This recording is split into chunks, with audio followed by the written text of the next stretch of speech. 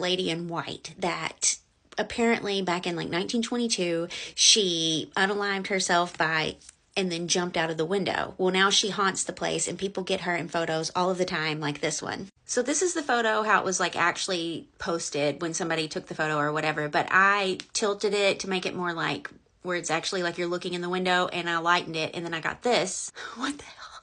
You can see how she's kind of like wispy right here. You can see her tiny waist and her face, and if you zoom in on that, it looks like she's screaming, okay? And that's important for the story. But before that, let me show you another famous ghost photo from there. So this is a class photo that was taken in 1985, and they said that they don't know who the hell this is. This is so scary because to me, it looks exactly like the photo of the ghost girl in the other one, right? This one looks very much like this. Remember how I told you about the basement, about the hallway, and about the morgue and all of that? Well, Olivia sends me this email about the time that her and her friend Maria decided to go down there. She didn't really want to. She said she knew it was a bad idea, but Maria was like, come on, let's go. It'll be fine. What's the worst that can happen? So apparently they had to like break a lock to get down there. Maria was like, no problem, I can do that. So they get down there. They're walking around the tunnel. It's pitch black. She said it's like cold. She can feel like an eeriness to it. And then they could hear like a tap, tap, tap. She just tells herself like, okay, what's tapping is our footsteps. It's just like a delay because it's the hallway. So she just kind of like tries to ignore it, but it just keeps getting louder and louder. Like whatever it is following them down the hallway. And she said she started hearing like whispers, and it sounded like someone was saying her name, but she could tell that it wasn't Maria, but it sounded like it was coming from Maria. So she taps her on the shoulder and she's like, do you hear that? And she said that when Maria turned around, her face looked different.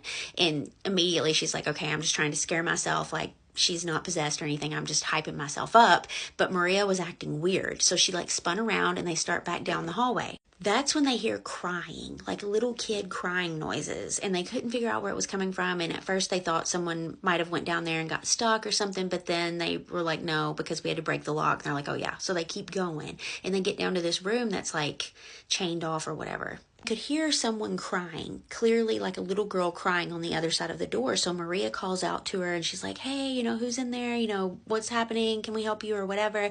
And the crying just gets like louder and louder. Well, that's when she said that Maria became obsessed with trying to get this door open. But she could tell that it was just off. She said that she could hear the crying too, but she didn't think that it was real. She already knew that it was like haunted down there. So she was convinced that this was like a ghost or whatever. And she said, and that's when she was like, okay, I'm going to leave you down here. I'm going to leave you down here by yourself. Like you asked for it. I'm sorry. I'm going to leave you. So she turns to leave because she can't get Maria to come with her. And then that's when she sees this woman in white that looks like the girl in the photo that's just standing at the end of the hallway. And she said she's like standing there, like with her like hair hanging down. And she said she had these big black